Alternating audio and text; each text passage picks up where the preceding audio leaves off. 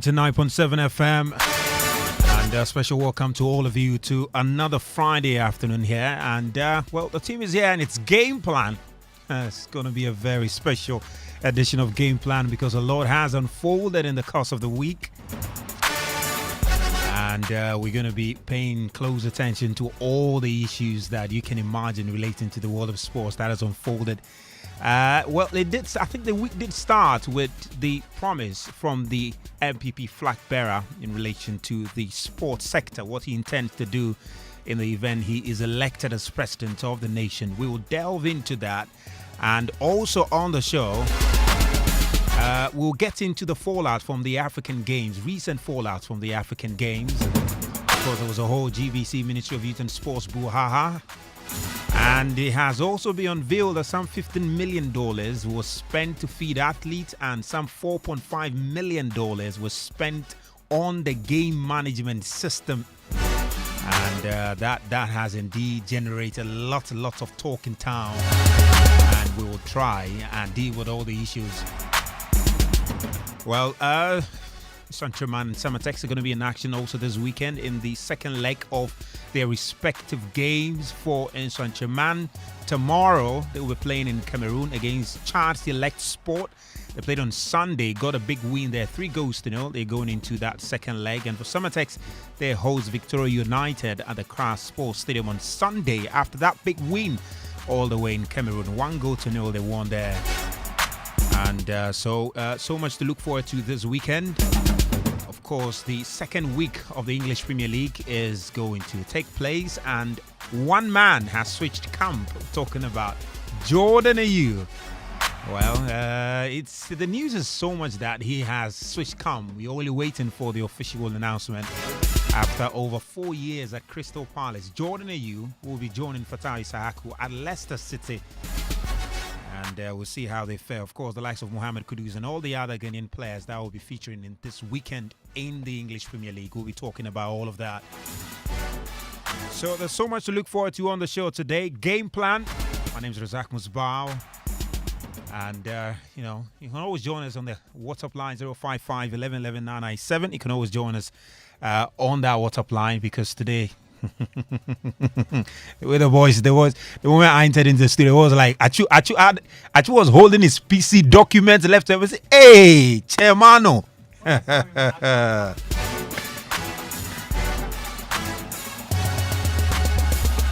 Charlie boys are on heat. As for Sitso, all he was shouting was heat. Let me bring the guys in. Guys, welcome to another Friday. Hey, Muftawu. Where did that even come from? No. Oh my goodness, guys. Boys vex for the street stop. Yeah, it's good to be here. Atsu is wiping his chin and all of that. We've learned quite a bit this week, you know. Is what? We've learned quite a bit this week. People ball. If you scan through social media, even commentary on traditional media and all of that, you can tell a lot of people are angry. But we also learned lessons that accuracy is important, particularly in journalism.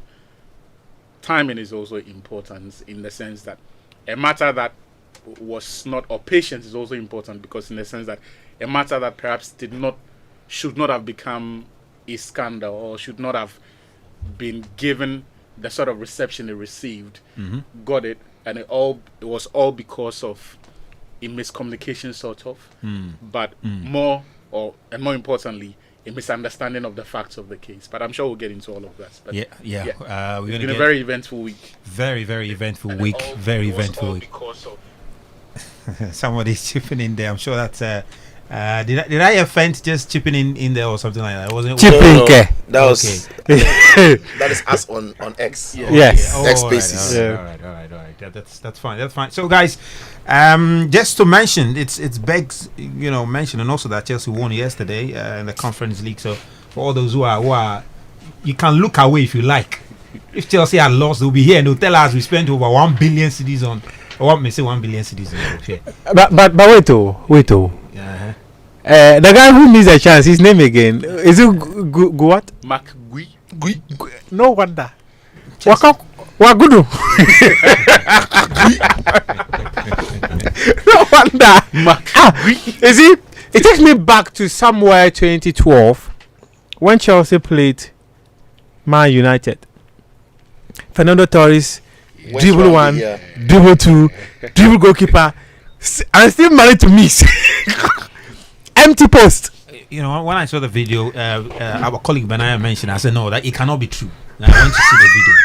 When I saw the video, and I took the phone, I said, don't bully, Charlie, Victor Osimhen,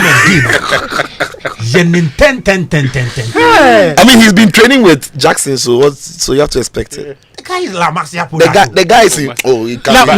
He's been invested with a release clause of 6 million euros.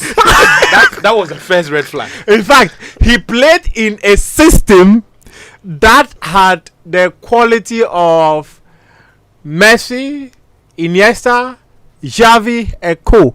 And walked into a system that has the quality, with all due respect to players from my village.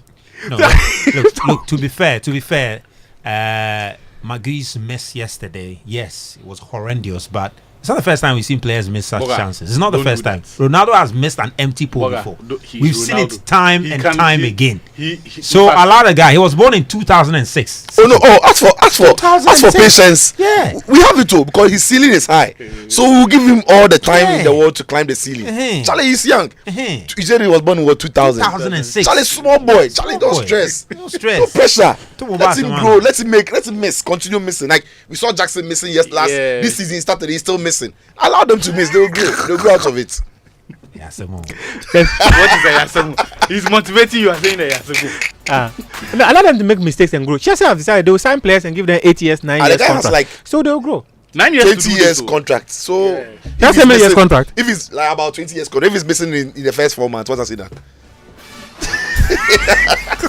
If he misfires for the next 5 years, cry. More the contract. More room for ceiling. It's okay. It's okay. It's only Conference League. Conference League playoffs. Yeah. I qualify it. Even playoffs. They're not in the Conference League yet. It's okay. No, remember last week I said it was a tough draw. But there was nothing tough about it. First half. Yeah, there was nothing tough about it. You needed a penalty. And we scored again. We scored 2 goals to 0, man.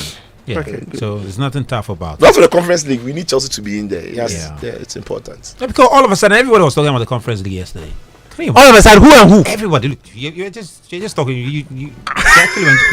Once we're talking, we'll talk about it. So we need them to be there. Yeah. Anyway, guys, man, let's come local.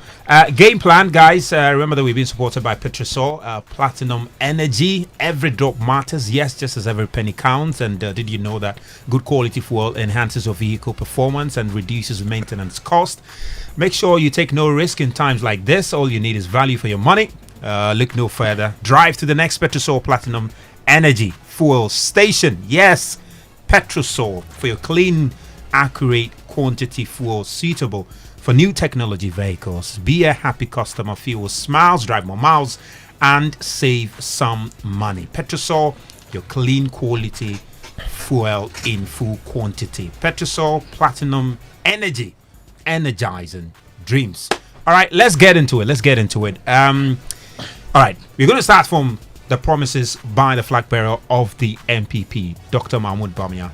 Wide range of promises. In fact, you just want to sift through them. Let me just ask you guys though, which of them caught your attention, and give you time to share your thoughts on it. We've done extensive work on this on Sports Zone, right? On Sports Zone on Monday, we did an extensive work. We realized that some of the promises were overlapping, and there were questions about some of the promises, whether indeed they were thought through. In fact, a general manager of a Premier League side raised concern about some of the promises, and his boss, the owner of the club, who happens to be the Minister for Employment, called him and said, "Chairman, this is my party's manifesto. You can't come and tell us that there's no sense inside.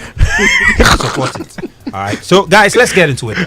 No, he didn't say yes. That's what he said. He said the guy basically said that's what the club said. The statement, that's what the general manager. The general manager said, if they think Nancy Umanka, they wouldn't disassociate themselves from so it. They said they no, but in any case, right? In as much as we will look at this from a political angle, when you find yourself in an institution and you want to go publicly and speak, do not forget that it will be very difficult for people to delink you from the institution you represent. So ensure that in as much as you are an individual, when you speak, your organization accepts it. That I don't. Interesting, man. You know, be any team like that. You know, be any team like that. Even then they try. They are doing well. They are coming up. Nobody would have Ghanaians. Over 90% of Ghanaians wouldn't have known the link between Instructorman and the current government if the club didn't release that statement. Believe me. Oh, but many people already know. Many people don't know. You do sports. When you wake up, that's your job. Oh, okay. When you wake up, that's what you do for a living. So you know. The average Ghanaian on the streets go to X. Nobody knew. Who knew? Who even cares about Instructorman in any case? I'm being fair. And you see the stories that were crafted. The stories with headlines said that the club, which belongs to the Minister for Empowerment and Labor Relations. It is called context and background. I'm saying that for those of us who do this job, those of us in this space, Yeah. those of us who have followed the Ghana Premier League, the truth is Ghanaians don't follow the Ghana Premier League. Ghanaians don't follow it. The numbers are there. We see them all the time. People don't even want us to talk about the Ghana Premier League. People didn't even know the link between the club. In fact, and the only other, how many people even know him? yes. How many people have it's only gone on to add unnecessary, anger from people on X. It's just sometimes some of these the comment that Eric made or his general manager made, by now would have forgotten, would have passed.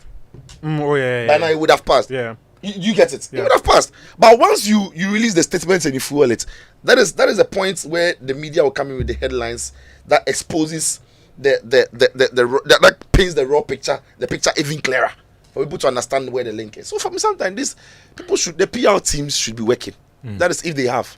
And just to put the conversation into some context, the general manager of Instructorman is Eric Alagide. Alagide. Yes. All right, so that's the general manager, and I think he was responding to. He had an interview on. Yes, he had an interview on EIB, one of the platforms on EIB, and it had to do with the promise by the MPP for like Dr. Mahmoud Bawumia's to provide buses to the Ghana Premier League sides, and he makes the point that look, a number of the Ghana Premier League sides have got buses. All right, so what the clubs want, and which he personally has been advocating, is some tax rebate for these Premier League clubs, especially when they are going to pick their sporting items from the port or etc. That's the argument he fronted. So it seemed to suggest that he was undermining the promise by the flag bearer of the MPP to provide buses for the Premier League clubs. He says that is not the main issue. Then the clubs goes on to release a statement saying that the said interview was granted by their general manager in his personal capacity as an industry person and not on behalf of the club as the general manager. And that the club does not subscribe to the opinion of our general manager on the matter and thus disassociates itself from same. They say that Instructorman Football Club is a law-abiding corporate entity and therefore compliant with all necessary statutory obligations, including the payment of taxes for the development of the country. That the club fully supports any intervention by government to alleviate the challenges faced by football clubs in the country, including Dr. Bawumia's promise to help each league club acquire a suitable bus for its operations, so that the board of directors of the club will engage the general manager for the purposes of contextual clarity as far as this matter is concerned. You don't need. The club wishes further to apologize to all stakeholders and interested parties who have been inadvertently injured. Charlie, you see a proud by this matter.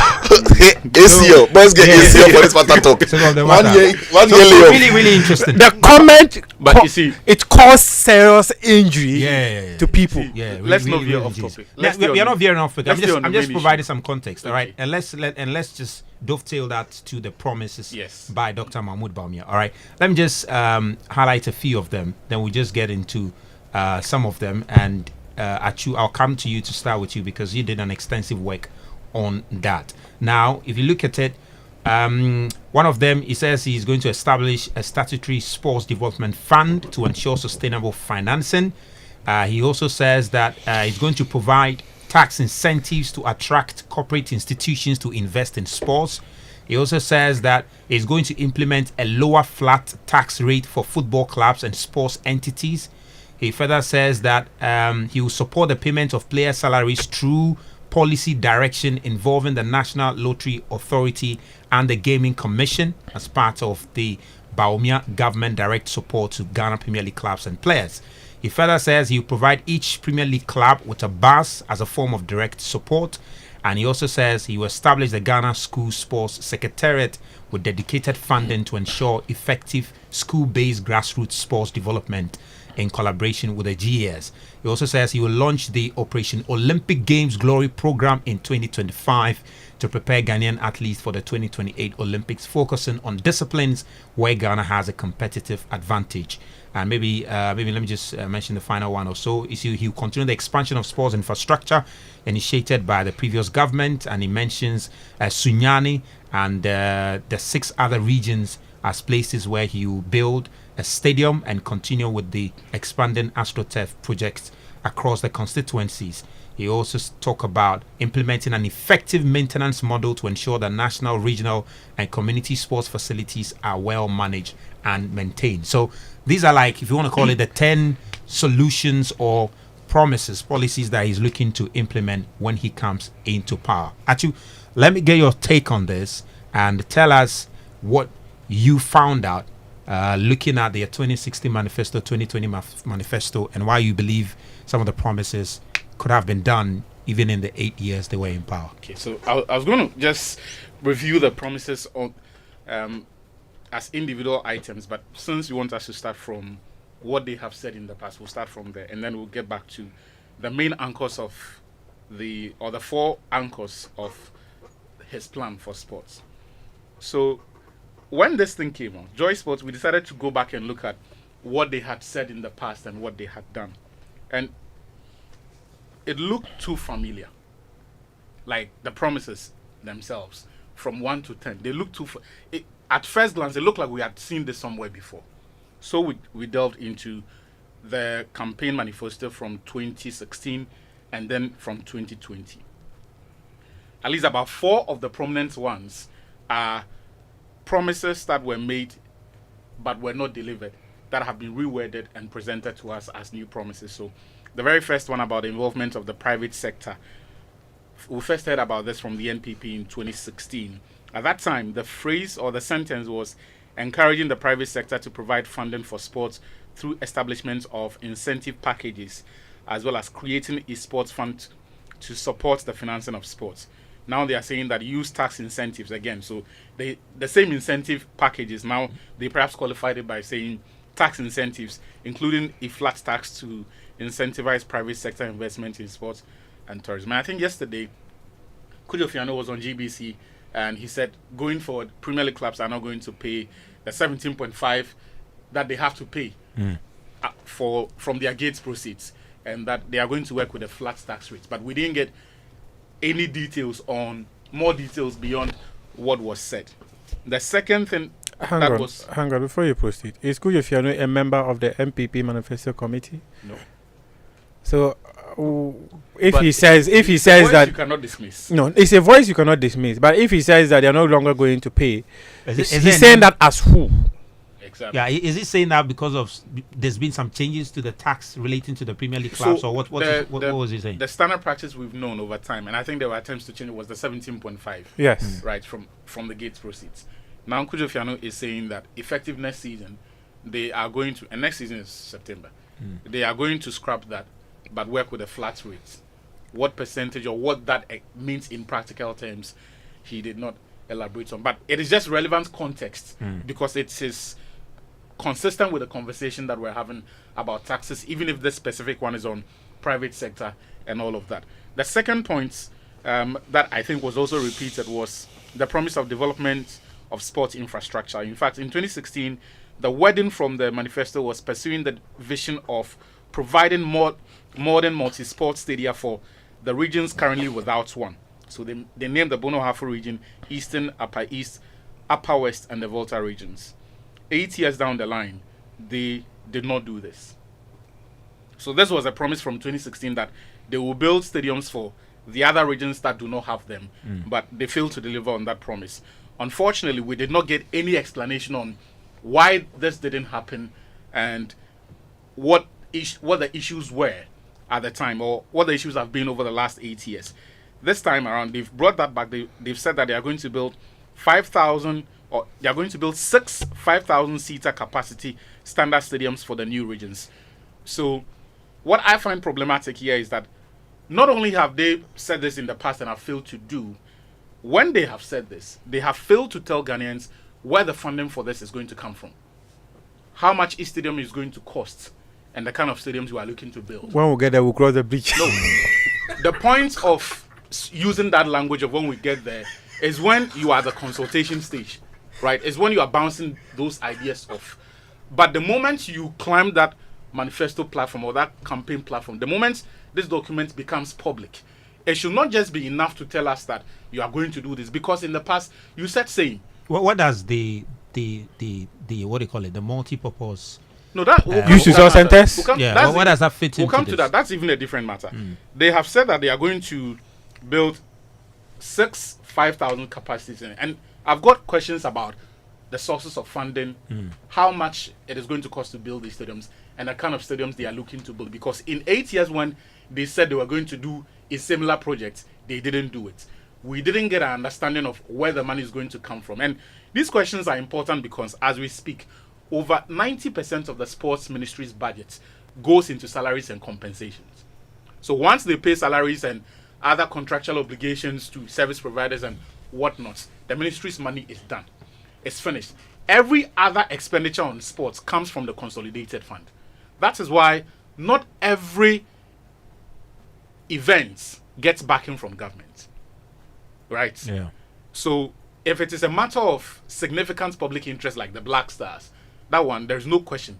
They will buy the tickets for Kudus and Co to come and play the matches. They will put them on first class. Whatever the cost, they will dip their hands into the consolidated fund. But if it is boxing, if it is cycling, they will not be able to. The finance ministry is going to say no to them. Now, I would expand this a bit on the third point, which is the issue of sports funds. So in 2016, again, they indicated that they are going to encourage private sector to provide funding for sports through the establishment of incentive packages, as well as creating a sports fund to support the financing of projects. And 2024, in fact, the difference is that they use a different word, or a phrase, establish a sports fund to develop sport infrastructure, talent and grassroots sports programs, including the river. So it's what they want to do that they have reworded, or they've expanded it now. They've microwaved.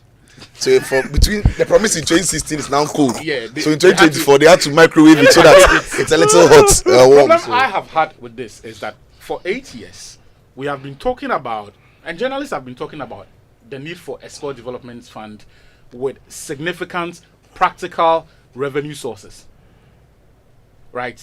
Yeah. If for 8 years all we had were 2 consultative sessions that yielded nothing, at the very least, we need to know what you did in the past that did not work, and why you think this time around we should take you seriously because you're actually going to be able to do it. Because everywhere in the world, manna does not fall from heaven. Those who are intentional about sports, you have a clearly defined sports development fund with clearly stipulated revenue sources. Right? Yeah. So what they needed, and there's still time, what they need to do is to tell us that this is where money is going to come from for us to create. Look, and you are not limited to work with one central fund or one revenue source. I have an idea. The last time I was saying it on Prime Sports Extra on our Saturday morning show, that you see this idea that they want to scrap the betting tax. I disagree. The initial anger has died anyway. People have stopped complaining about it, like we always do. As for the tax, we will pay, but if we disagree, we will state our opinions. And people did at the time. The betting tax is the only source of income that is directly generated from the sports industry. So if you say you are going to create a sports development fund, one of the easy things to do, because this one, it is there, it is the lowest of the hanging fruits that you have, of the low hanging fruits that you have, is to say that, okay, then we are going to already channel this into the central fund as one of the sources of income. So annually, you know that X amount of money is coming here. So that is your solution. That one is practical. And I'm not saying this is the idea they should use, but I'm saying tell us what the revenue streams are. Right? In the UK, people like to mention how lottery is a significant component of how they fund sports. What is ours? So if you are going to scrap the 10% on betting tax, what is the alternative as your revenue sources? So there needs to be that communication.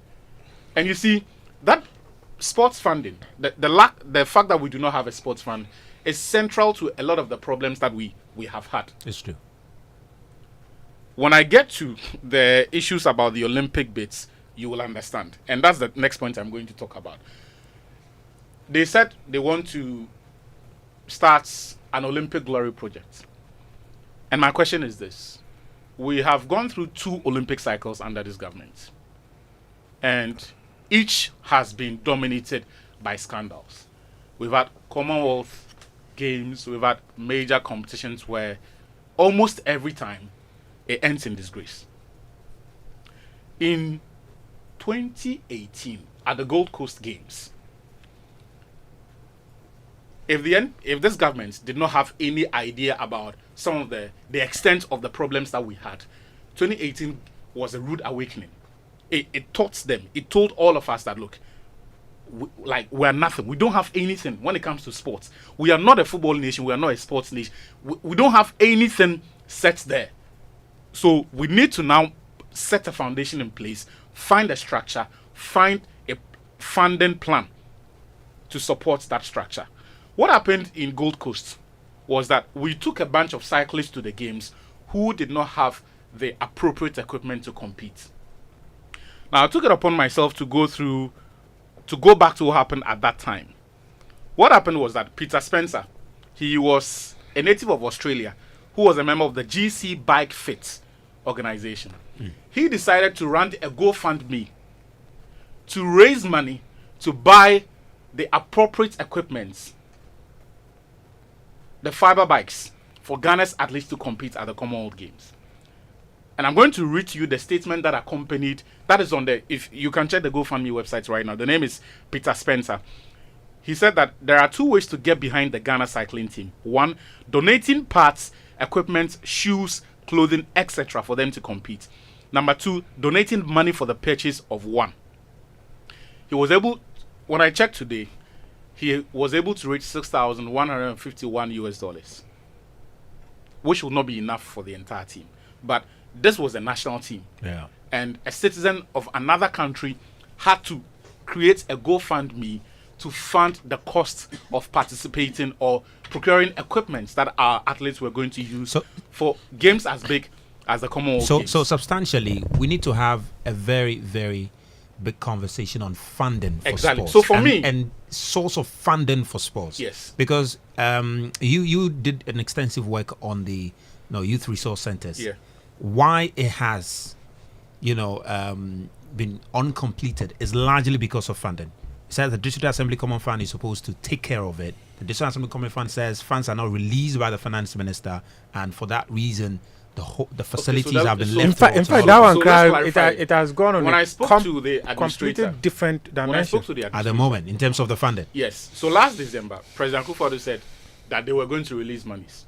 So as far as we are concerned, so we'll come and ask you. When I asked Natoshi, she said they don't have money, but even if money comes, they have priorities. And the youth resource centers are not one of them. It's been 7 years. It's been 6 years, right? Since then, only one of the facilities has been completed, and that is Koforidua. And even one that is like 90% complete cannot even be opened. Look, at I'm just going to conclude by talking about the stadiums and the pitches that they say they are going to manage in a better manner. In less than 2 weeks, the Black Stars are going to play Angola in Kumasi. The playing surface is horrible.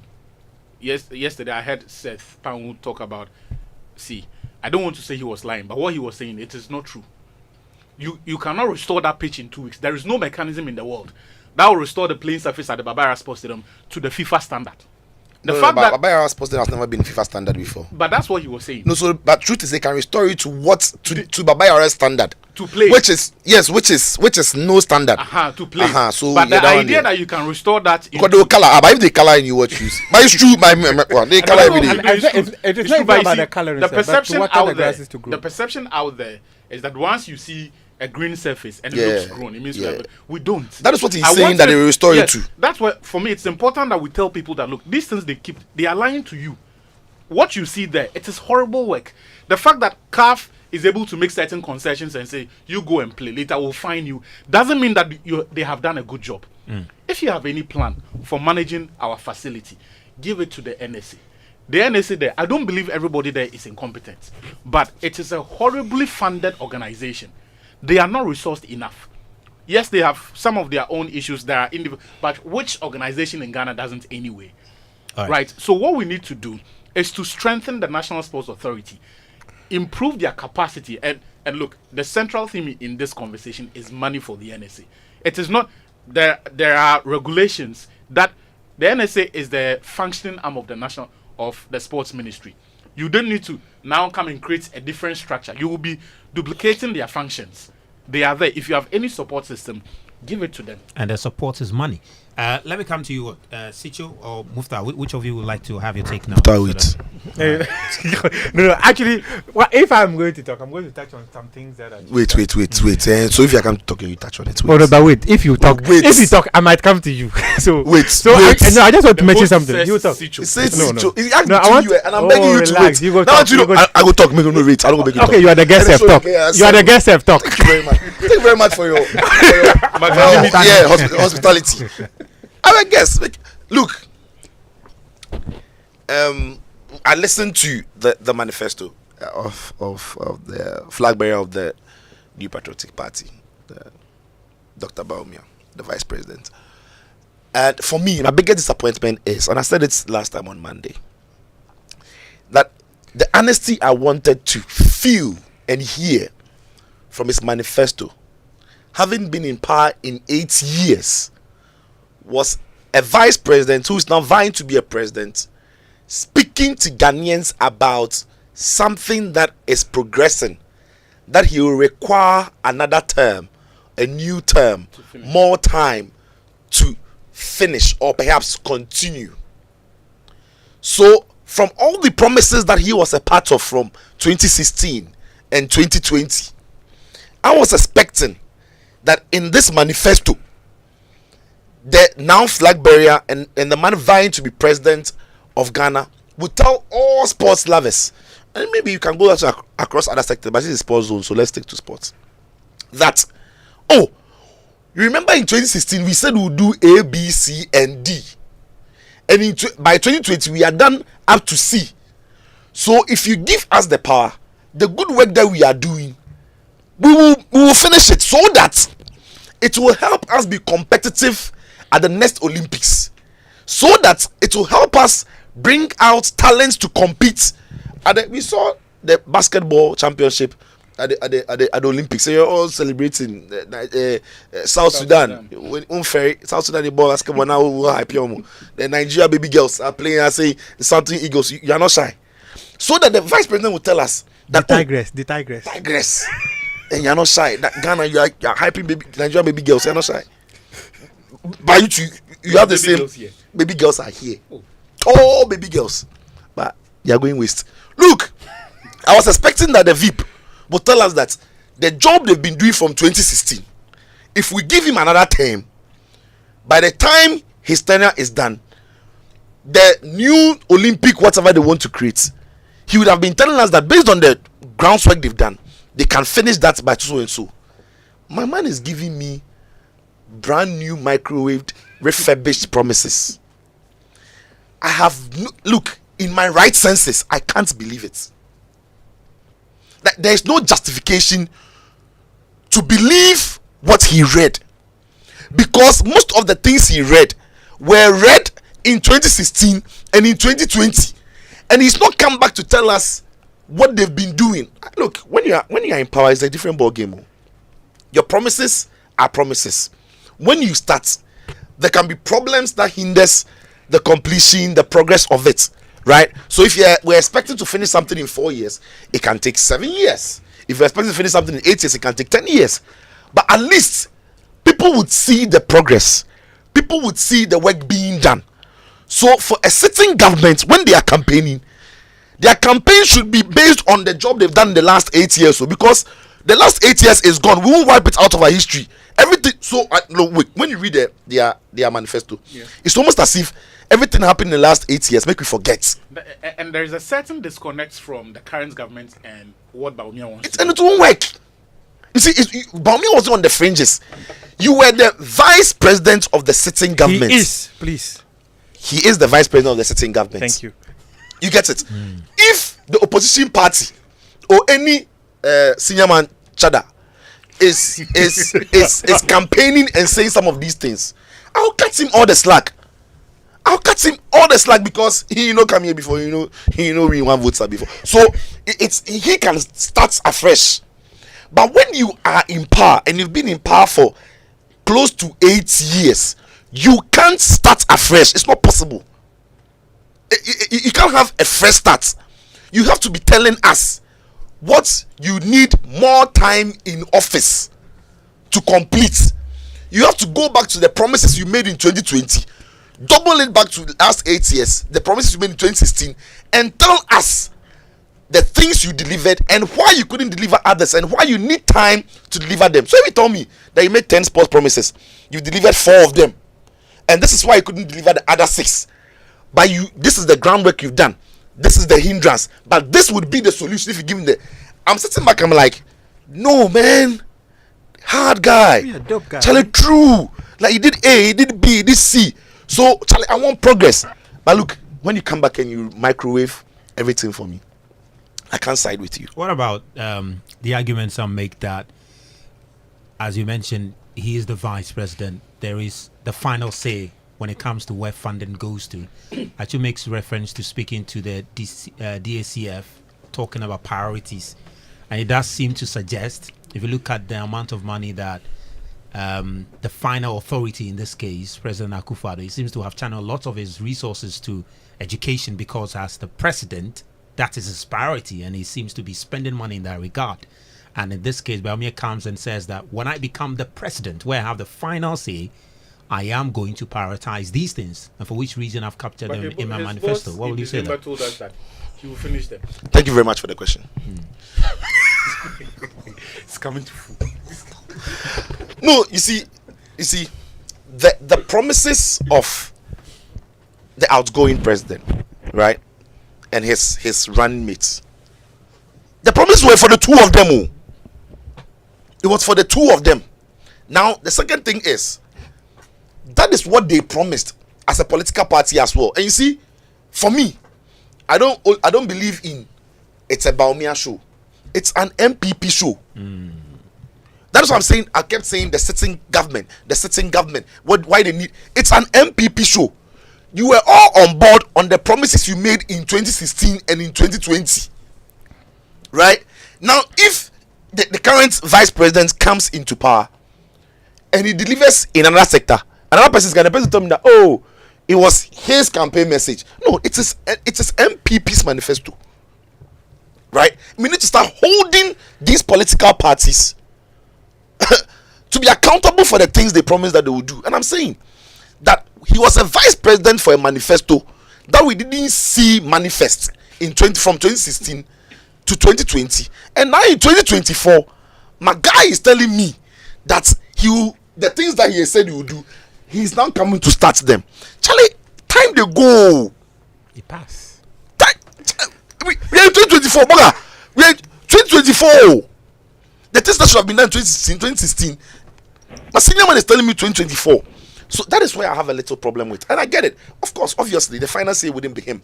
But when you are VIP, I expect that you see through some of the promises they are making. So in all honesty, what have you done in sports? Right? That would make me believe. In the last 8 years, Ghana has seen its worst time in sports. Probably in the history of the country. In the last 8 years. So seriously. Charlie, we've missed one World Cup. Russia, we no go. All the AFCONs we've gone, we've not. Yeah, all the AFCONs under 17 some way. No, seriously, all the Olympics, some of them we know this one, the current one some way. But Charlie, in the last 8 years, it's probably the worst period in Ghana's history in sport. Well, they make reference also to infrastructure. They talk about the number of astroturfs they've built. They talk about the facility they put out at Boteman. They talk about. It's almost like you're setting them up. Okay, so but it's real. No, it's not like I'm setting up, but it's real. Musbau. They talk about less than 5 astroturfs they came to meet. Now it's in excess of 100. Because we didn't need 100 astroturfs in this country. We didn't need 100. Look at the communities they are building these astroturfs. Boys can't even play on them. People have to drive from other places to come and play because they can't pay to use the places. Natural talents can't play. Natural talents have to play around the gutters now because the park that should have been left as a community park, develop them as community parks for boys to go and play just like that, have been turned into substandard astroturfs that can't even host, that are not even qualified to host proper football games. Look, when we go into that matter, the sports, the new boy, they've killed sports more than they think. The 100 astroturf hasn't solved anything. No, it's 150, please. Charlie, see, the 200 astroturf. That's why you look at me. It's created more problems. I'm telling you. Look, I play football every time in Joulu. I live at Atsirim. I left office in Silicon. I drive to Joulu and go and play. You know those of us who play there. The boys they work for airports. The boys you won't see the Joulu boys, young boys playing. They can't come there because after every night we are paying like 800 cedis or something. How would they pay? And these astroturfs are not just there open for anybody to walk on and play. So when you talk about developing grassroots, it is the freedom these young boys and girls have to work and share themselves, 7 aside, 5 aside, small posts, and start. That is what develops the free skill. That is what develops the natural ability. When you sell all those lands for real estate developers, or you turn them into astroturfs, and these 12-year-olds, 10-year-olds, 9-year-olds have to pay money to play, you've not done any good. Astroturfs, 150, it could have been managed. If in Accra we have about 10 well-distributed proper astroturfs, all the better. Other regions, few of them here and there, properly planned, but the playgrounds in communities are left to serve the communities and the young ones. We are in a better place. So doing 150 astroturfs, you've done plenty, but the effect of it, Enko Bibia. Alright, we'll see. Yeah, I don't even know where to start from, Seth. Okay, so I think there's fire here. So make a come middle, can't douse the fire small. Musbau, from where I sit, I agree with Sitso when he says that as a party, the MPP should have at least told Ghanaians what they've been able to do, what is left, and why they need power to be able to execute those things. But one area that I would like to touch is the fact that when Atsu was going through the manifestos of 2016, 2020, and 2024, some of them were overlapping, and they just needed to change the words a bit. From where I sit, I believe that for the party to continually promise Ghanaians that this is what they want to do, why you look at me? But you are the one talking. You have our attention. So we should look at you. If you get somebody chat with them. You are the one talking. You have our attention. We have to look at you. Go on. For the party to continually tell Ghanaians that I want to establish a sports fund, I want tax rebate for the sporting sector, right? It kind of suggests that this is a party that is in one way or the other committing to providing this. That is why there's a certain level of consistency in having it in every single manifesto that they've been able to produce since 2016. From where I see it, this is how I see it. And I believe that if the consultative meeting that we had with Isaac Esiama in 2017, when we went to the Accra International Conference Center, If the party has not been able to execute it, to put together that sports fund that they want to do, and they believe that when we come to power again in 2024, this is something we want to have in place to be able to get money to sort out the sporting industry. If the MPP government, and I recall just in December, right?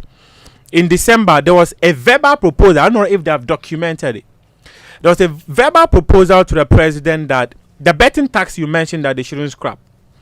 They want part of it to go into the sports fund. This is a fund you've not even created yet, and you're promising to create. But they said they want a part of it to go into that sports fund.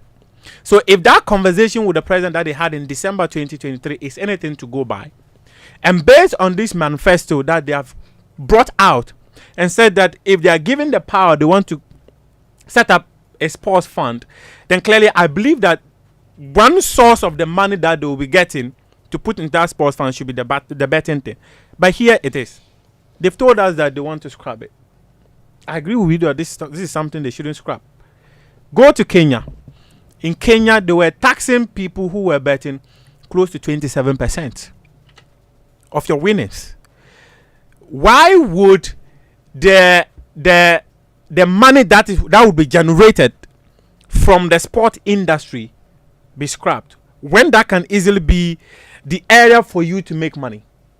When you read their manifesto, they talk about the Gaming Commission and the national lotteries. Just maybe they want to scrap the betting tax, but rather take money from Gaming Commission and national lotteries. Hold on. They said that they are. See, we didn't get to that part. What they said was that they are going to create.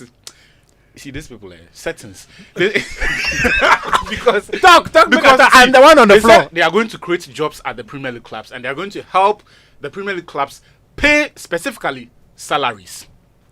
That is not the same as saying that you are going to use earnings or revenue from lotteries, right, as a source of or one of the revenue streams for your central sports fund. Those are completely. One is talking about expenditure, the other is talking about taxation, right? The sports fund will require revenue sources, and everywhere in the world, a lot of these policies, the sources are from taxes. So for me, be it betting tax or whatever, it makes sense that you will channel some revenue from tax somewhere there. I'm just saying to you that the mention of the lotteries, as we saw in the manifesto, it has nothing to do with the sports development fund.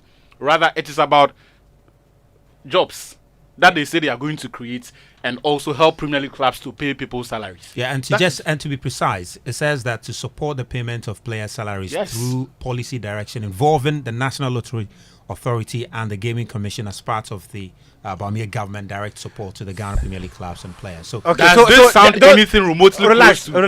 So only those two organizations, the thousands of players we've got in they want that. No, but that's quite an interesting one too.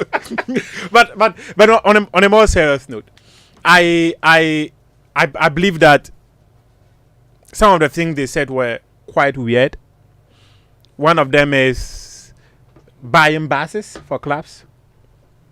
I would subscribe to you using my money to build a stadium that will benefit an entire community or an entire region, instead of using my money to buy a bus for someone's football club.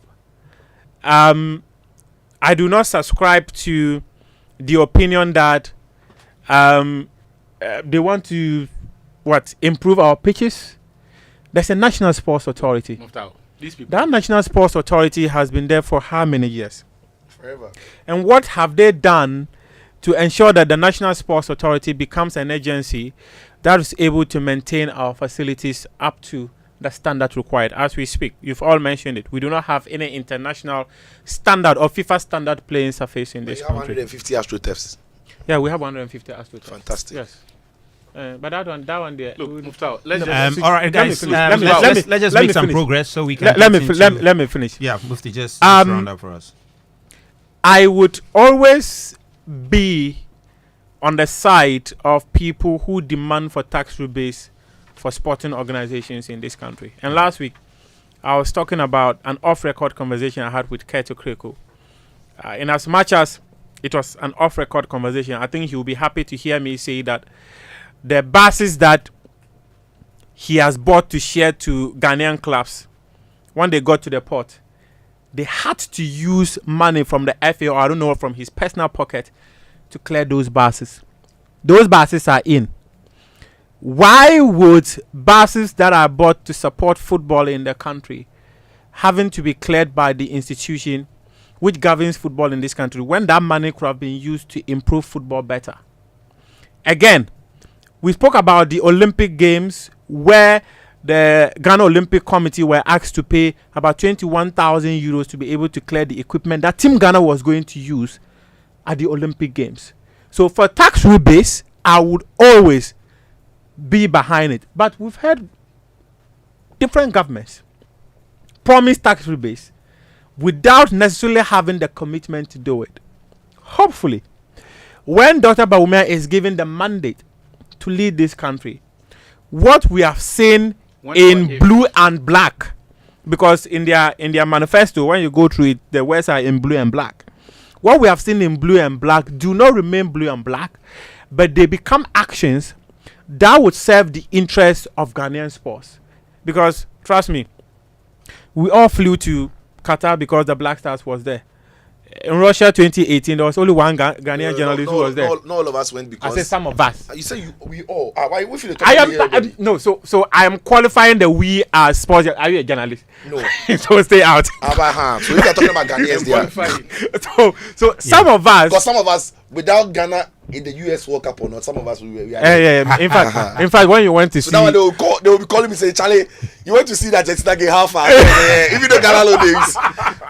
The other time I just need to black no. All right, guys. But seriously, let me just read some comments. That era is actually a serious conversation we must have. Yeah. It's been there since the days of Kwesi Nyantakyi. It's there's been there since the days of the late MND Yaula, Nana Butler. All these people have always asked different governments for tax rebates to be able to clear stuff that will represent the country, the interests of the country. Let me apologize to Keto Kreku for saying this publicly, but I think it serves the interests of the people that the Ghana Football Association, Puma, when they send us JC, the JC belongs to the Black Stars. You want the Ghana Football Association to pay tax before they clear those JCs for the team to wear. It makes absolutely no sense to anyone. No, wait. Like I said, there are two things. Is it the clearing charges at the port or the tax? The taxes are inclusive of all those charges when you are paying at the port. Yes. everything. Now, good. Now, so we need to see the reason why I have a certain level of understanding why no government can easily implement it. See, if they like, they should start. They'll stop. Do you know why? This same challenge is a different topic. No. This same will take advantage of that system, man. And the they'll kind be of thing they sneaking will be equipment. importing under the list of the clubs, the names, because over the time you've made it clear that football is for football people.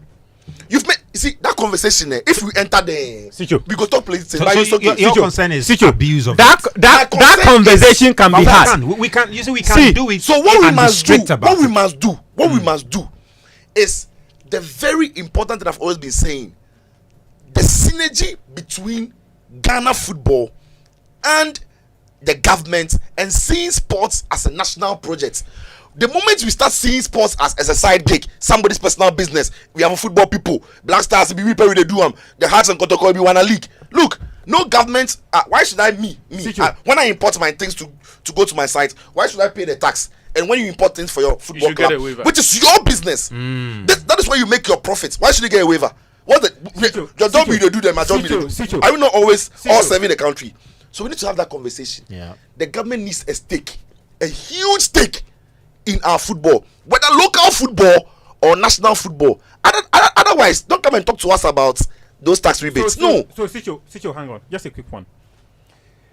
The government has got a responsibility towards the youth of Ghana. Yes, facts. Every single talent.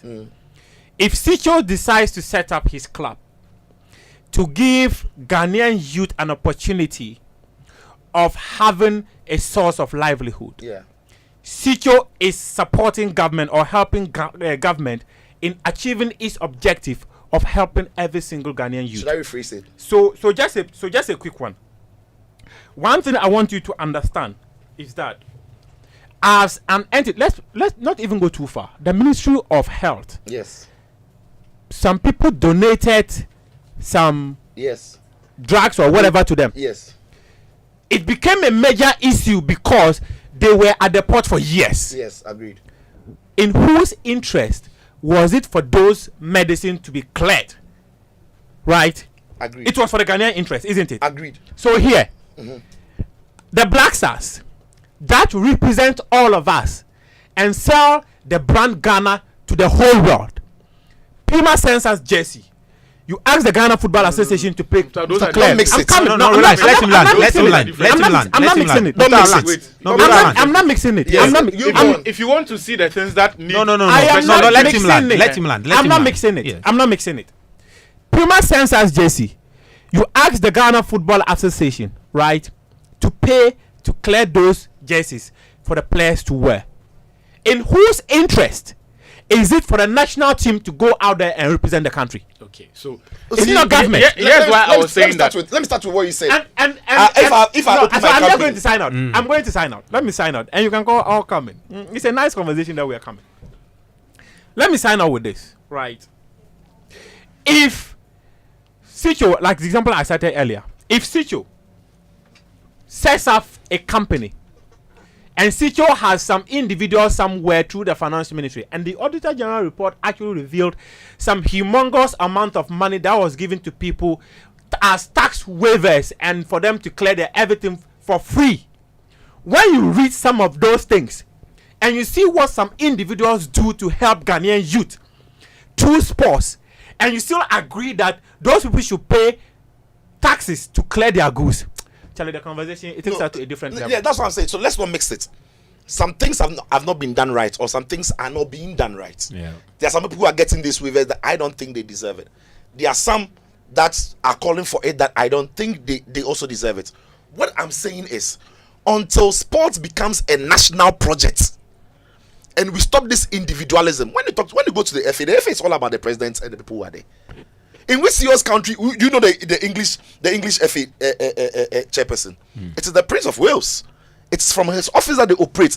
But the people doing the job, do you know them? Portugal, the FA president, you know them. Egypt, the FA president, you know them. You see, when we make it a national, Morocco's deputy finance minister, he's the one running the Royal Football Federation of In Morocco. fact, he's now the finance minister. Sir. It's not the finance minister. It's a national agenda. So when Morocco are importing things to use for national issues, it's a national thing. Our Black Stars is not a national agenda. Let's not confuse it, because we are still running football as some group B against them. Yes, so it's some group B them our own, and until they break that group, they know themselves. Until they break that cage and open it up for us to have it as a national agenda, that thing won't happen. Forget it. And on the drugs issue, when you bring drugs to the port, drugs is if Those the are hospital, essential services. who is it for? The drugs, even for those who are sick. It's not benefit. It's for those who are sick. It's a different matter. If me, I open my company, I'm running my company, I'm employing people, I'm paying them. It's also benefiting government. So your company is a football club. You are paying footballers. You are also helping government the other way. If I'm importing things, do they give me the same benefit that they give you? No. Why? Because it's not a national agenda. My company is not a national agenda. It's only helping the cake. So until football or sports becomes a national agenda backed with policies, forget it. So the football people and the sports people should stop locking the thing in their own boardroom and calling themselves football people. You see where and I setting see aside where I their- agree you see, with Sitso, you see, is the policy. Sitso, you see Where the I point. agree with You see the Sitso there's is this the point. policy. We should draft Yeah. a policy Yes. that suits every industry, Yes. especially for sports. Yes. Because I would Until then they will pay tax. Yeah, they have to Oh, pay yes. tax. Yeah, Oh, you yes. see, and Sitso, I just have to make this point so that we can just progress the conversation. That this whole issue about tax waivers, there are companies that get tax waivers, and every now and then the members of parliament refer to it.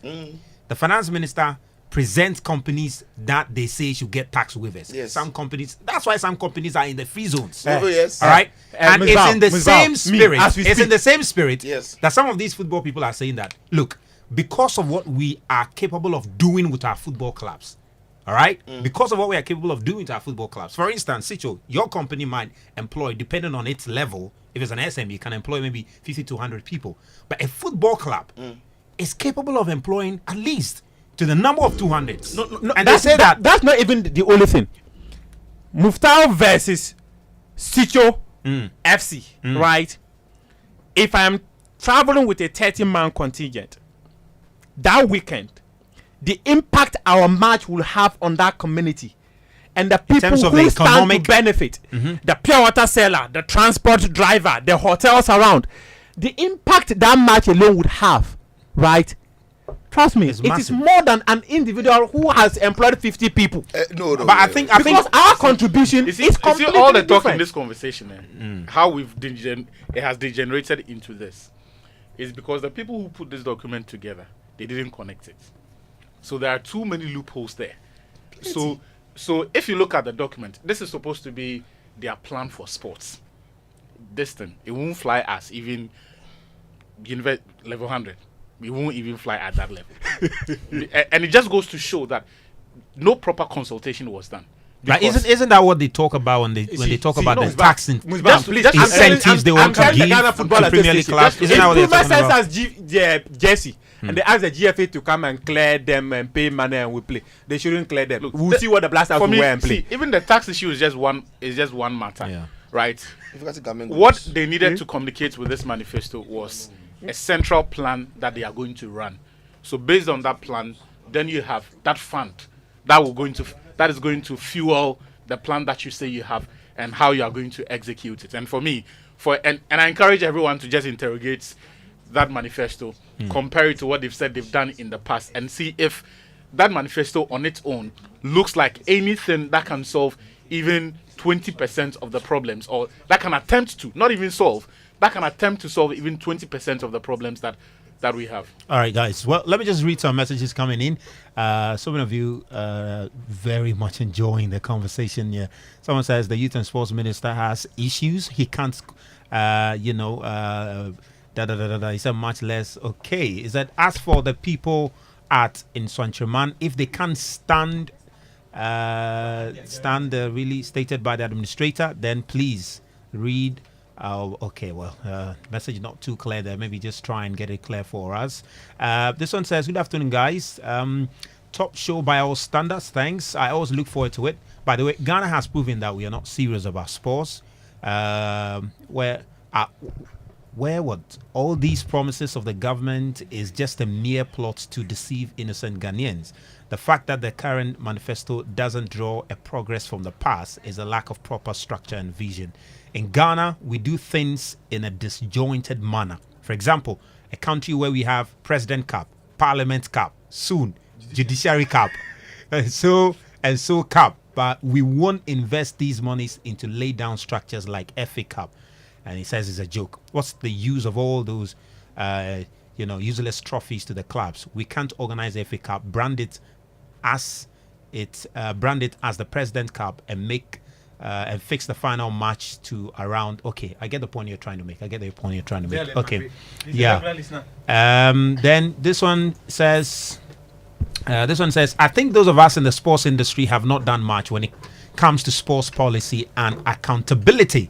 There is a 22% component of the National Health Insurance Law, Act 852, reserved for youth and sports development. But because those in sports do not follow to explore those funds, the government does not channel those money to those areas. Remember how someone took the government to the Supreme Court on the utilization of the GET fund? He says, I believe that when it comes to sources of funds, we have several from the various statutory funding sources, including the telecommunications service funds, gaming funds, lottery, etc. And that's Saidu Adamu with our message there. He says, there is some dedicated funding, especially the National Health Insurance. Okay, this one says... Okay, message seems to have disappeared. What? There is some additional information from our friend Sadiq Adams about the funding for the multi-purposes from the District Assembly's Common Fund. All right, I'm coming. Let me just read this one then, so that we can just add that to it. Okay. Okay, I think this one says, Enjoy your show. Okay, this one is direct to Sitso. Sitso, I'm sure you can see the message yourself. He said, please ask Sitso how I can get 1 million followers on my new YouTube account. Hold on, if I text Ronaldo. I beg, just build a profile like Ronaldo. If I text Ronaldo, Charlie, I beg, no, because right now the guy is at 33.4 million. Charlie, wow.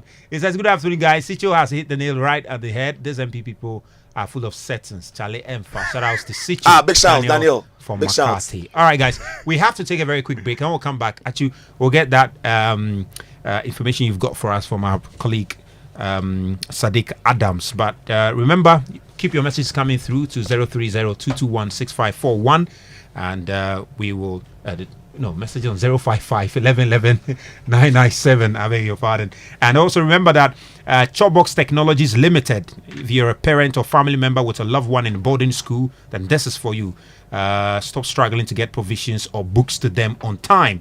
Just try Chopbox. It's an easy-to-use online platform available on Android and iOS, designed for your convenience. With Chopbox, you can buy books and provisions, take advantage of quick buy with pre-packaged packages, send thoughtful messages, birthday packages, all delivered directly to your school. Plus, our new durable plastic Chopboxes are specially designed to fight against bed bugs and mold. Say goodbye to wooden boxes and switch to plastic. You can visit www.chopboxonline.com or download the Chopbox app now. Search Chopbox online. For customer support, call or WhatsApp us at 030-222-39134 or 053-047-4694. Chopbox, a convenient service for students nationwide. Convenient wholesale available for business, event, restaurant, bars, and households. All right, guys, you're still listening to Game Plan, and we have so much to talk about. Second week of the English Premier League is upon us, pretty much upon us, and yeah, we'll see. But stay with us.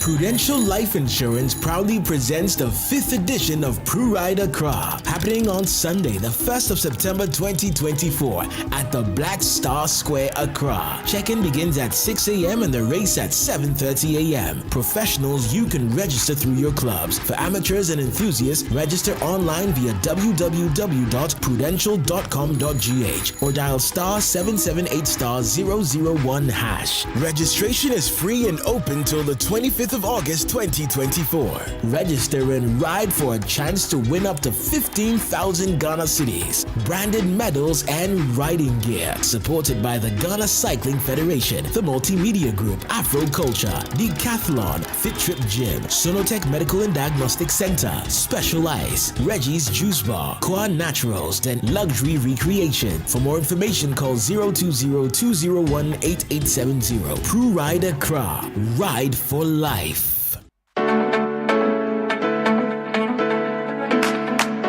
The much-awaited Street Art Carnival of the Year is here again. Chalewata Street Art Festival 2024. Theme. And now, an end to the empire of horrors. Come experience a display of varied artistic representations of African culture, history, storytelling, dance, and music. From Monday, August 19th to Sunday, August 25th. Media partners, Joy Prime, Joy FM, Hits FM, My Joy Online, Adum FM, Adum TV, and all multimedia affiliates across the country and beyond. Chalewata Street Art Festival 2024 is powered by Joy Entertainment.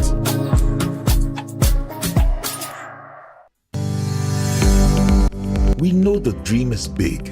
We know the passion gets you going. And you have the potential to make great strides. The Chartered Institute of Marketing, Ghana, has always been an avid supporter of industry excellence and innovation. This is why we are excited to announce the CIMG Professional Marketing Qualifications. CIMG has designed practical courses to help you make that dream a reality right here in Ghana. We are geared up and ready to support you on this journey to becoming a world-class professional marketer.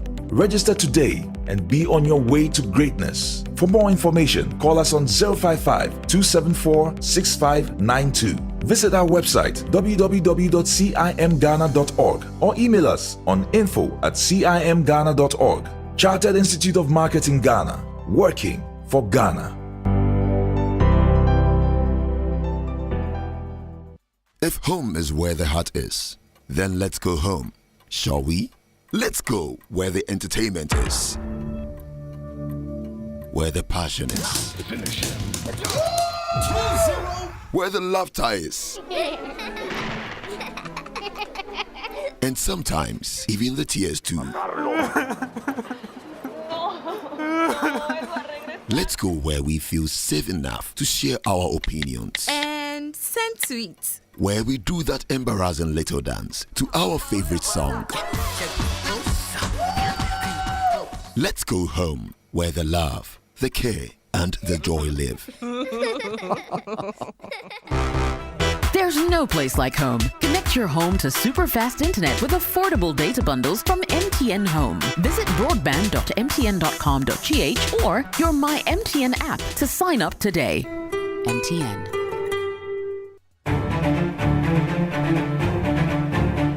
This August, Joy Business Masterclass brings you a thrilling 13-week agribusiness series. From snail farming to aquaculture, organic farming and agro-processing, we've got it all. Over the next 13 weeks, you will learn from Ghana's top agribusiness pros who will share their secrets to success. Every Wednesday at 1:30 p.m., dive into practical tips, inspiring stories, and interactive discussions. Whether you're a seasoned farmer or just starting out, this series is for you. Tune in to Joy 99.7 FM and be part of Ghana's agribusiness revolution. Stay tuned, stay inspired, and grow with us. Joy Business, empowering, prospering together.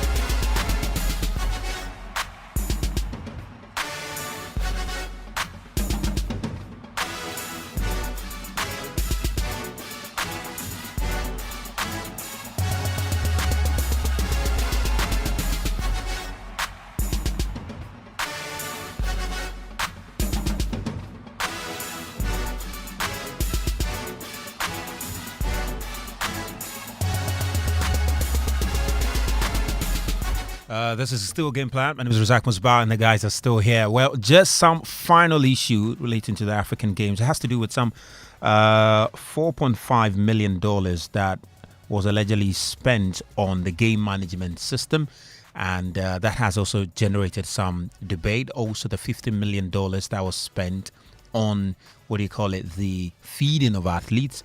And of course, there was the back and forth between GBC and the Ministry of Youth and Sports on the money that was paid to GBC for the coverage of the African Games. That was in excess of $3 million. So you're talking about something about $20 million cumulatively, or in terms of all the issues involved here, $21 million maybe. Well, guys, let's get into it. I think the GBC Ministry of Youth and Sports thing has been clarified to some extent. Fair to say. Do you all agree on that? Good. I don't know if the GVC and the Ministry of Youth and Sports thing. No, the difference is that people confuse broadcasting rights to production costs. So there's no loopholes? No. You and I understand. How many people understood that you produce a product and you sell to buyers? So GBC, people are saying that, when you organize competition, instead of GBC coming to give the ministry money, the ministry rather gave them money. Journalists will play to no. And you misinform people. That's the point. And we keep misinforming people. So the production cost was $3.6 million. So let's assume that the multimedia group now went to GBC to buy the right. To show the game. To show. So GBC will produce, we will pick the feed and we will pay. But let's not forget, when GBC is producing, there's a cost to it. Yeah. Okay, let me come into the production. The production, for anybody who's listening now doesn't know, is the cameraman standing there capturing the thing. It is the whole setup. The person who put the cable to connect. Yeah.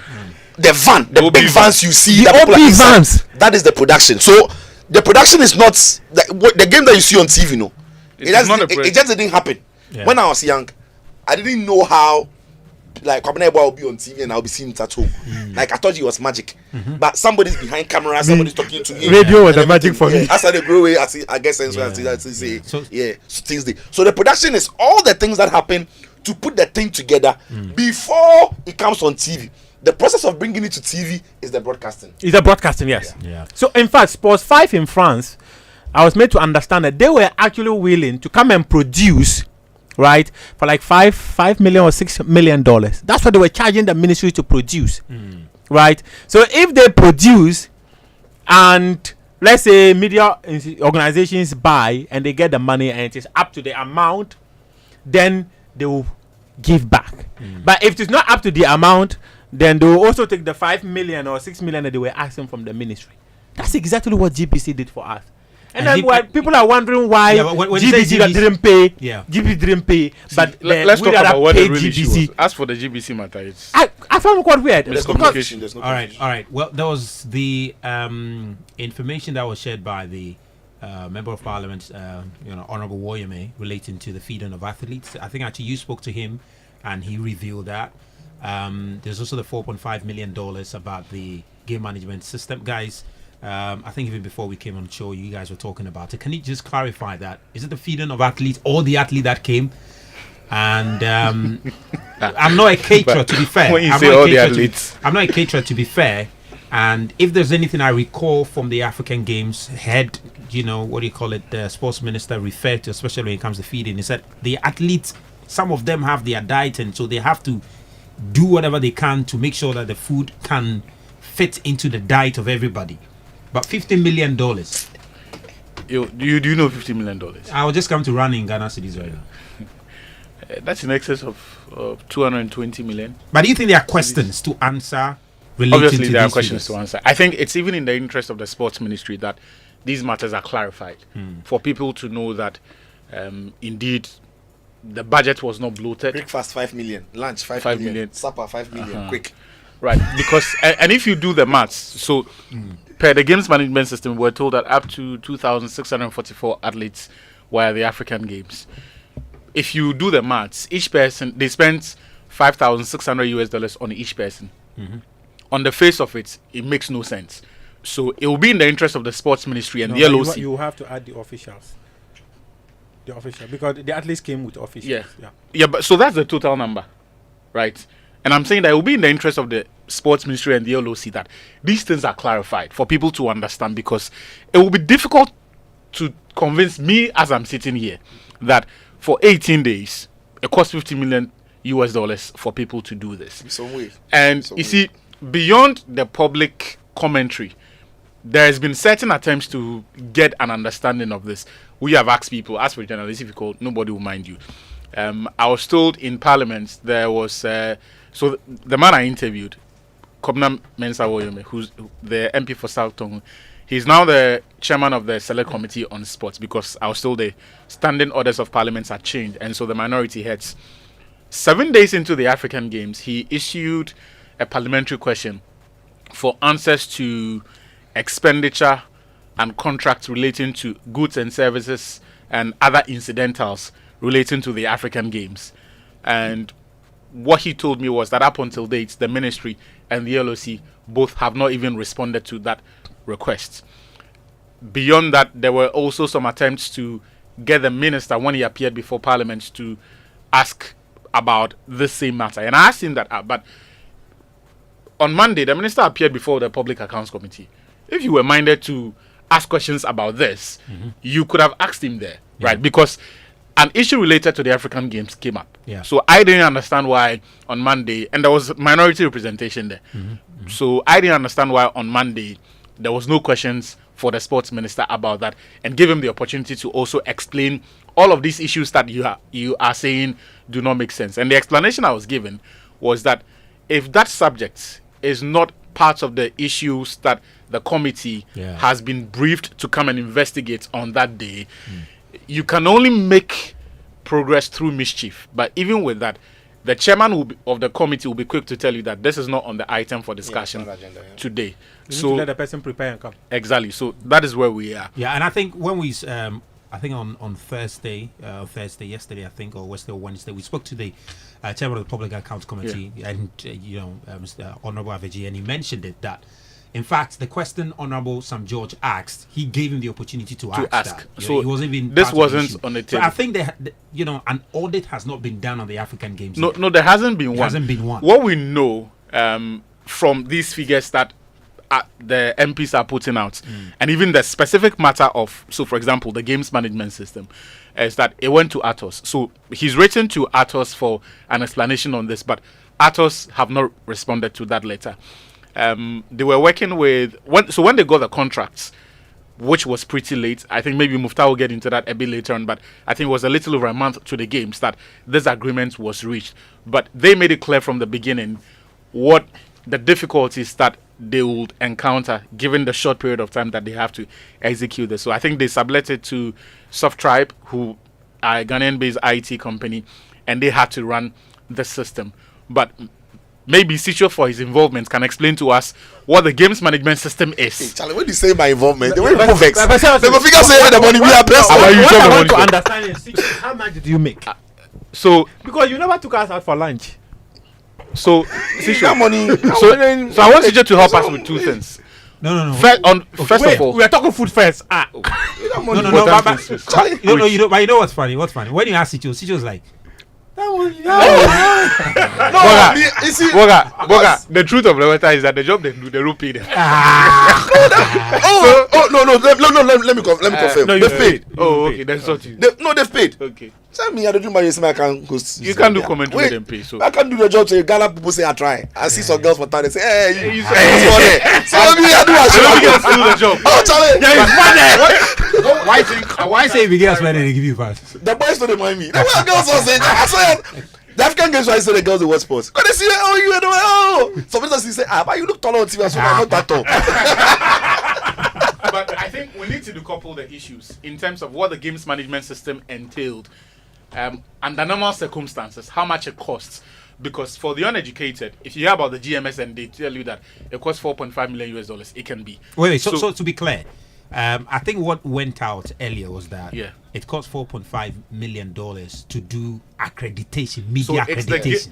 That's what went out first. Yes. So and then now the clarity is that it was the game management system. It came with the games management accreditation, which is normal. Yeah. Now the games management system, the name says it all. The entire games has a system that manages it, and that is the GSM. Now the GMS. Now, one of the best companies in the world. They are the standard now. They run it for UEFA. They done FIFA. They do the current Olympics. They were doing it. Commonwealth Games. They've been doing it with Olympics since 1989. Yes, Atos. The name of that company is Atos, right? And they are world class. So what Ghana was seeking to do during the African Games was to get that world class game management system to operate. But in doing so, what it does is it gives you the input of all the athletes coming. It gives you the live events as it happens. It gives you the schedules, live updates, volunteers, everything, including the accreditation, right? Now, what Atos also has is the security end. Accreditation and ticketing. Like everything about the game that you don't necessarily see physically, but you access online, right? Now, it can be an expensive system. But I think when we hear accreditation, it doesn't make sense. Now, what the accreditation also does on the Atos system is its verification and its security coding. So when you go to a point where they scan your ticket, because the database confirms that this ticket is valid, that is how they know what ticket is fake or what ticket isn't fake. Now, if you're a journalist and you're going to cross your points and they are going to validate your accreditation, that system is able to check if truly that is the journalist and if that accreditation isn't fake. And for complimentary tickets and even for athletes, you see that the tag they give them, their pass as well. Atos takes care of it. So ideally, it's not only the paper you see, it is the security codings and the database they build for it that comes with that can also make it expensive. However, during the African Games, in our case, the accreditation that journalists got, the one that I got, I didn't see any scannable security codings on it. What did you see? You saw A4 sheet. No, you see, but you've been to the it was laminated. Yeah. You've gone to World Cup. When you see the accreditation, it's a different ball game, right? It is different. It's not the normal laminated paper. It is security. If you now the way they feel say the wear something. You be dope. Then one day they wear for here, then you don't get that vibe. So when even though we saw the system that was giving us up to speed of the updates, the time that these athletes were running, the heights they were jumping, the weights they were lifting, who was winning at what point, because you can't be everywhere. Which boxer was winning? It was smooth, it was brilliant. But the other side, the other features that should come with it, that I can agree could be 4.5 million, were not there because we didn't sell tickets. The games were free. Yeah. So the fans who were coming in were not verifying tickets. So that security aspect for ticketing was non-functional during the games. Complimentary tickets that were shared, I didn't see them scanning them throughout the games. Even at Accra Sports Stadium, people were going, just showing it and going. So these are the questions that people can ask. But if you ask me if the games management system can be that expensive, I'll lean towards saying, yeah, it's a complex system. And with my IT background, look, it's a complex system. It's not that simple. No, it can be expensive. But to be fair, Atos sold us a product. Yeah. Right. We decided not to use some features. Yeah. Because, for instance, the plan was to sell tickets. Yes. When they realized that it's not going to be go buy. If Atos say do everything through my system, that's a very good point. And you have not done it using my system, that's not their problem. They've taken their money. The issue was, so today I got in touch with the LOC to find out the scope of the service Atos were supposed to provide through SoftTribe. When we knew that we were not going to sell tickets, did we go back to Atos and say, we are not using this function, so don't add it to what you are giving us? Go back after you sign the contract. You go back and tell them. Let me finish. That is based on that would even be based on the assumption that initially they agreed to sell tickets. No, they did. No, they did.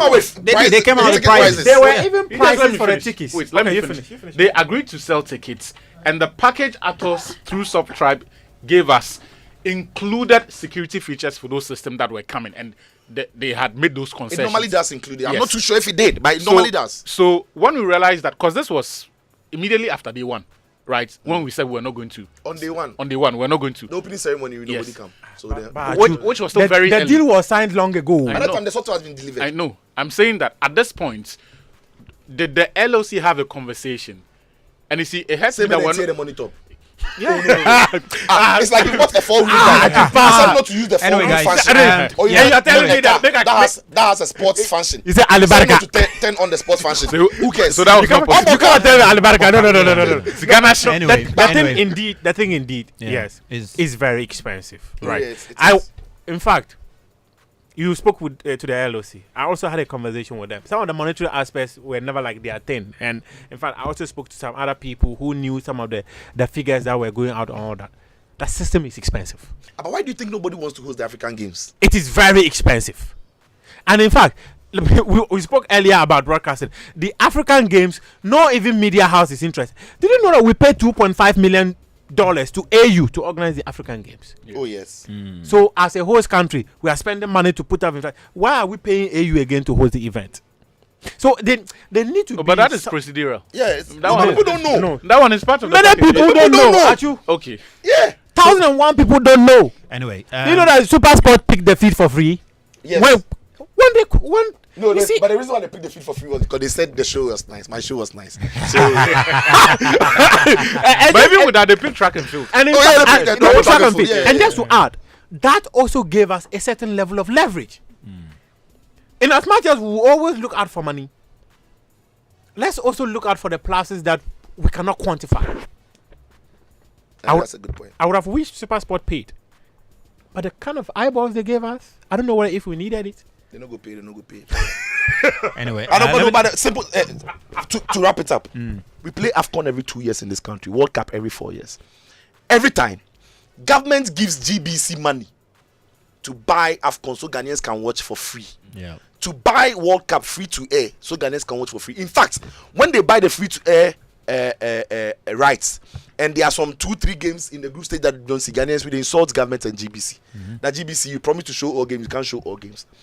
because there's no free to air rights that gives you all games anymore. It has limitations. It doesn't exist anymore. Now, when government buys that right for GBC knows that it's expensive. They have to recoup. So GBC opens up and tells everybody that come to all the stations in Ghana, those who are interested, come and let's form a group, a consortium, so that by the time you are showing it, I'm also showing it, and everybody's showing it, then all the business guys in Ghana would know that, hey, then for all Ghanaians to see my products, I have to go and sponsor the World Cup or the AFCON, because whatever happens, wherever you are, once you tune into a local station, you will see the ad. It's not like GBC showing different ad. If at the ad, they arrange them to be played at the same time. Have you forgotten we were playing them? At the same time. Yeah. Now look at this. Even with that one that everybody in this country, about 10 stations are showing in this country, government is never able to break even. You can't recoup. Government is always running at losses. Not African games. AFCON, World Cup, companies with the sponsor, government is losing, GBC is losing. I check my visa. Then African games. Who will make profits from Africa? Who will pay to sponsor African games? So that is rare. The reality. You can't organize it and the make FIFA Women's World Cup, FIFA didn't make money. In fact, UK government had to force BBC, give them money to go and buy. You get it? Yeah. Under 17, under 18. In fact, BBC bought it late. Very late. Like 2 weeks to the competition. Because when they did the mathematics, they were like, Charlie, the thing here, if we show, people will watch you. But it's not the watching that brings the money. The people will pay. They will not. So that is the reality of broadcasting. It's a different ball game altogether these days. Well, guys, I'm sure you've been. Well, I think we've got like maybe 3 minutes to wrap up. We have to wrap up. Let me just say this. Yeah. Sadiq Adams' message, because it's an important clarity that he brought to the issue. So he referenced the Act 939, the specific statutes that speaks to the provision made for the youth resource centers. He said funding for the multipurpose complexes is 10% from the District Assembly's Common Fund, which comes every quarter. The fund is guaranteed since it is sourced from mostly oil and gas proceeds.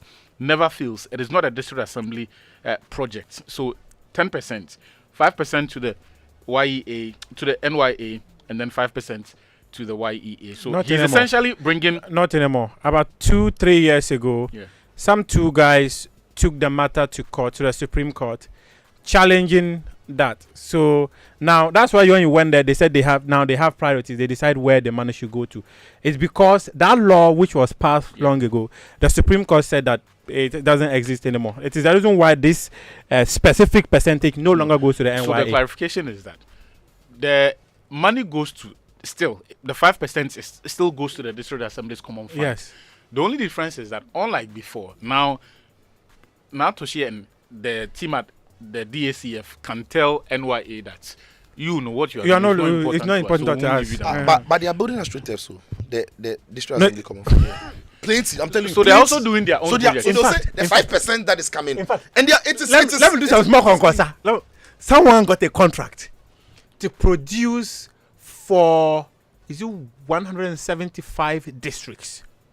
Like they're supposed to set up ASUTEFs in 175 districts. Yes, it's from the district. And in fact, the person who was trying to give her the contract to some people, Charlie, let me not talk plenty before they come and say. Before I come and say, Muftawu is spoiling our business. So between the NYA, DACF, and YEA, they can't agree among themselves which of the government's promises is better to execute, or it's more important to execute. No, it's a matter of priority. If they tell you that what you've pumped money into is no longer a priority for us, they'll just because the law has been scrapped by the Supreme Court. Well, the political atmosphere is getting charged up as the general election draws closer about which political party has the best plans for the entertainment industry. The answer to this and more will be provided at the 5th edition of Joy FM Showbiz Roundtable. On this edition, the manifesto debate on creative economy. We're offering a platform for political parties to present their policy ideas on Ghana's tourism, arts and culture for the next 4 years. The program will air live on Joy FM and Joy Prime on September 14, 2024 from 2 p.m. to 6 p.m. Speaking for the NDC will be Baba Sadiq, NDC parliamentary candidate for Kakwe Central Constituency, and Rex Owusu-Mafo, member of NDC Manifesto Committee. From the camp of the MPP will be Deputy Minister of Tourism, Arts and Culture, Mark Okreku-Mati, and the Chief and the CEO of the Ghana Tourism Authority, Akwa Kwesi Ajaman. This thought leadership event hosted by Kwame Dazi and produced by Philip Nye is powered by Showbiz A to Z, your most authoritative entertainment talk show in Ghana. And it's on that note that I say thank you for tuning into Game Plan today. My name is Razak Musbau. We're going to be back same time next week when the NDC would have launched their campaign, their manifesto, and of course we would have delved into it and finally concluded on what we think about it here on Game Plan come next week. Please do take good care of yourselves, and you can make time to go watch Summer Tex at the Crash Sports Stadium on Sunday, and join us also tomorrow on Joy Prime for Prime Sports Extra, where everything is extra. My name is Razak Musbau. Thank you so much for your company.